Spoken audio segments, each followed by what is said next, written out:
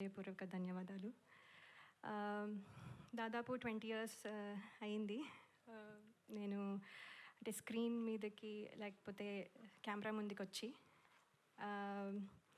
So కొంచెం ఎమోషనల్గా కూడా ఉన్నాను. అట్ ద సేమ్ టైం ఏంటంటే ఒక మాటలో చెప్పాలంటే మళ్ళీ నా ఇంటికి నేను తిరిగి వచ్చాను అన్నట్టు ఫీలింగ్ వస్తుంది. అంటే సినిమాలు ఇన్ని రోజుల నుంచి చేయకపోయినా కూడా సినిమా మీద ప్రేమ తగ్గిపోయింది అని కొంతమంది అనుకున్నా కానీ అంటే ఈ కొత్త రోల్స్లో మళ్ళీ అయితే కొత్తగా బాధ్యతలు తర్వాత అనుభూతులు ఇలా అన్నీ కొత్తవి అన్నీ అంటే ఎదురవడం వల్ల కొంచెం గ్యాప్ తీసుకున్నాను. కానీ ఇప్పుడు మళ్ళీ మీ ముందుకి వచ్చాను. తిరిగి రావడం అంటే కొంచెం యాక్చువల్లీ భయంగాను అలాగే కొంచెము అదే సందేహాలు కూడా ఉంటాయి కాన్ఫిడెంట్గా ఉన్నా కూడా. ఎందుకంటే ఇప్పుడు మళ్ళీ అందరూ యాక్సెప్ట్ చేస్తారా లేదా, నన్ను మర్చిపోయారేమో, ఇలాంటి క్వశ్చన్స్ చాలా ఉండుంటాయి. కానీ నాకు ఏంటంటే ఈ కథ వినంగానే డైరెక్టర్ శ్రీరామ్ వేణు గారు అలాగే దిల్ రాజు గారు, శిరీష్ గారు నా మీద ఉంచిన నమ్మకం అలాగే టీం అందరూ నన్ను వెల్కమ్ చేసిన విధానం నాకు చాలా కాన్ఫిడెన్స్ని ఇచ్చాయి. సో అందుకని ఈ ప్రాజెక్ట్తో మళ్ళీ తిరిగి రావాలని నేను డిసైడ్ అయ్యాను. చిన్న ఇంటర్వ్యూ చూసి శ్రీరామ్ వేణు గారు నాకు యుఎస్లో ఉండగా ఫోన్ చేసి, ఎక్కడో ఉన్నాను, అందరూ ప్రాబబ్లీ గుర్తున్నానో లేదో కూడా, సో అయినా కూడా ఆయన గుర్తుపెట్టుకొని స్పెషల్గా ఫోన్ చేసి ఒక 2 రోజులు ఫోటోషూట్, అది కూడా రాత్రంతా మేల్కొని ఉండి, అక్కడ డే టైం ఇక్కడ నైట్ టైం కాబట్టి సో అక్కడ 2 days కరెక్షన్స్ అన్నీ చెప్పి ఫోటోషూట్ అన్నీ చేసి నేను ఇవాళ ఇక్కడ నించుని ఈ సినిమాలో కనబడుతున్నానంటే అంతా క్రెడిట్ డైరెక్టర్ గారికే. సో ఆయనకి నా స్పెషల్ ధన్యవాదాలు.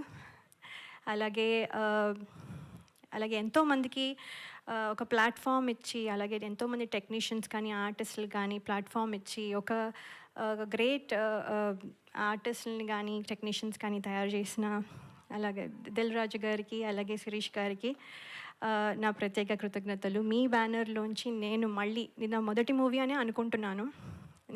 నా మొదటి మూవీ మళ్ళీ మీ బ్యానర్లోంచి నేను చేయడం నాకు చాలా సంతోషంగా ఉంది. అలాగే నా స్క్రీన్ తమ్ముడు నితిన్ గారు ఈజ్ వెరీ అంటే ఆయన చాలా pleasant and very nice to work with. నేను ఇదివరకు వర్క్ చేయలేకపోయినా ఇప్పుడు అవకాశం దొరికినందుకు నేను కృతజ్ఞతలు తెలియజేసుకుంటున్నాను. థ్యాంక్ యూ సో మచ్ అండి. అలాగే టీం అందరికీ నా కృతజ్ఞతలు, ఫ్రెండ్స్, మా పేరెంట్స్, మై ఇన్లాస్, అండ్ స్పెషల్గా నేను చెప్పాలనుకుంటున్నది ఏంటంటే my husband and my kids.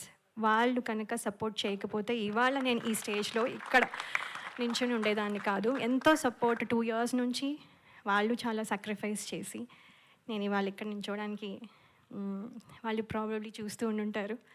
So special thanks to my husband and my kids అండి.